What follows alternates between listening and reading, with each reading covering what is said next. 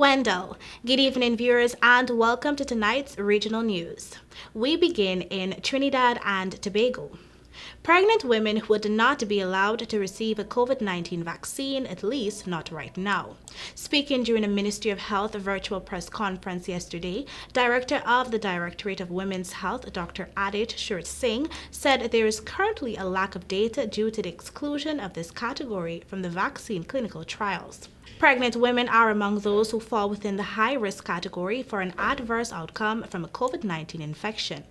I quote, "We simply do not have enough data to make a clear recommendation on this vulnerable population.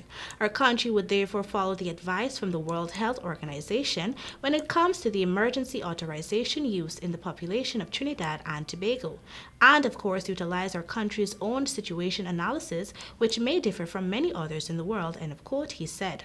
The current situation analysis of COVID-19 infections in pregnant women locally appears to be quite optimistic. As Dr. Surj Singh explained, there is yet to be any fatalities in this group.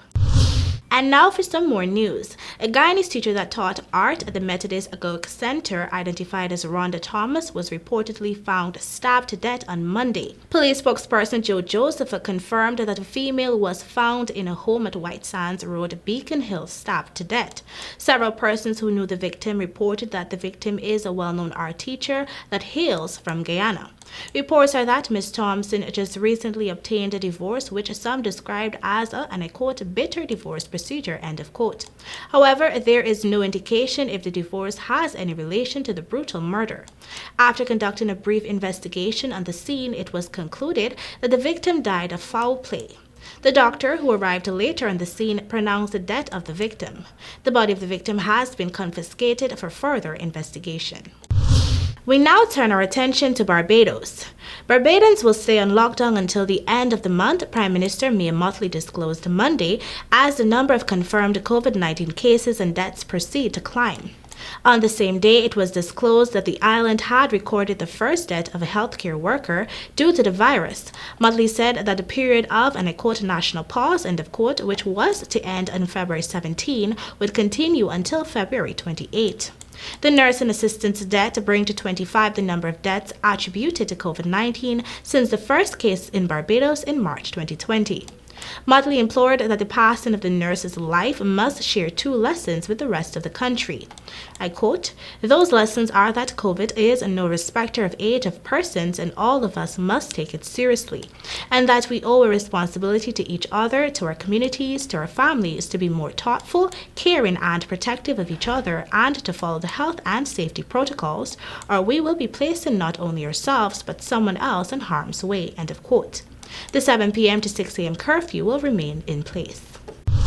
And finally, news out of Jamaica.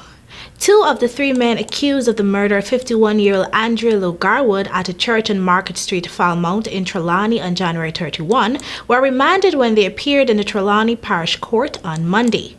The two, the slain woman's stepson, 29-year-old Javan Garwood, alias Janoy, and Dwight Benham, were remanded by Parish Court Judge Stanley Clark until Tuesday, March 2, when they are scheduled to return to court. The other accused, 23-year-old Leon Hines, a storekeeper of Rose Heights, Montego Bay in St. James, was not in court on Monday.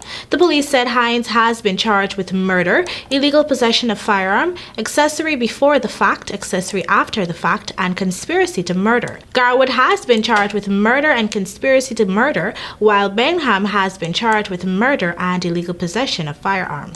And that is all for your regional news. Back to you, Wendell.